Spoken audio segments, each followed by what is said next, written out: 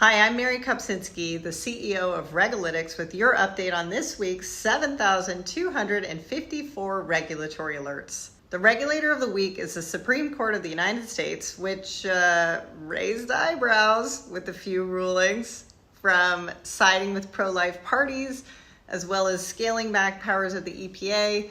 We had an explosion of responses from governors and agencies from practically every state, with a statement of support or opposition, which is highly related to our topic of the week, enforcement. Some enforcement is fun because it's scandalous gossip, like the $100 million fine that was graciously given to our friends at Ernst & Young for a massive CPA exam cheating scandal that the SEC was not pleased to see at all. Additionally, the PCAOB, the Public Company Account Oversight Board, put out a rule change in relation to auditing the auditors. Some enforcement is cutting edge, like the SEC's disapproval of 2 applications for Bitcoin ETFs this week. They're slowly but surely shaping the rules and regulations around these new areas as the novel concepts work their way through the regulatory process. Some enforcement is traditional, like the $1 million CFTC fine for Interactive Brokers because they were mischarging customers by a slight amount that added up and needed to be corrected. Or traditional, like the Justice Department blocking Booz Allen Hamilton's proposed acquisition of Everwatch because it would have a total monopoly on a special NSA defense contract. But then there's enforcement that comes out like a bullhorn, announcing to other regulators, hey, there's a problem here, which is the case with Walmart, who is in deep water with the FTC for looking away in relation to money transfer services. Walmart acts as an agent for multiple money transfer services without taking the responsibility to the egregious amount of fraud happening there.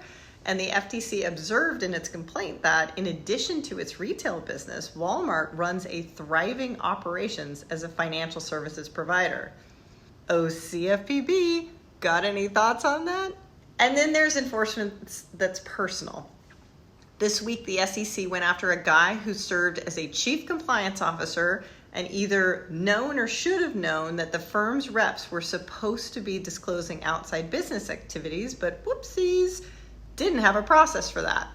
The fine is only $15,000, certainly an unpleasant amount for an ordinary person with a job, but he's now banned for 5 years for being a compliance officer.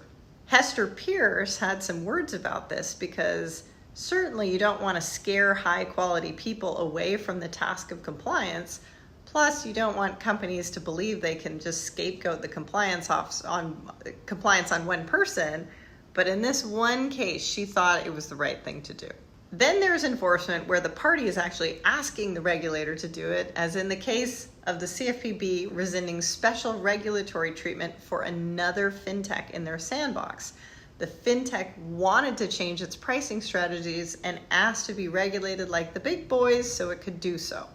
Speaking of fintechs, Pat Toomey is still sniffing at the Fed, trying to understand how a well-connected fintech was granted access to its system, but mostly because he doesn't like that one of the executives at that fintech was nominated for a role at the Fed. Then there's enforcement where the regulators go after regulators, as in the case of the Justice Department's investigation of the New York City Police Department's Special Victims Unit for its inconsistent treatment of sexual assault victims. Then there's reluctant compliance, like that of Idaho, who competes with South Dakota to be the least regulated state. Idaho had to follow a new CFPB rule against its will, which means that they had to unearth a 40-year-old law on their books and fix it. So now you can't escape to Idaho because debt collectors can hunt you down via social media app, text, and other non-traditional channels. Then there's just plain regulatory hypocrisy. Idaho's regulating hate and cuz in South Dakota is celebrating the inaction of their critical race theory ban on education. But in the same week, California proposed a new rule that expands equal protection rights under the law, including all reproductive statuses, and this applies to every human and company operating in California. So if that polarized state of our country depresses you, and you happen to live in New Jersey, take comfort in a new bill in New Jersey that is being introduced that would help behavioral therapists and mental health workers pay back their loans. This way you can at least be counseled through the stress. Okay, last few. If you're into crypto, the Basel Committee on Banking Supervision issued a second public consultation on the prudential treatment of banks' crypto asset exposures.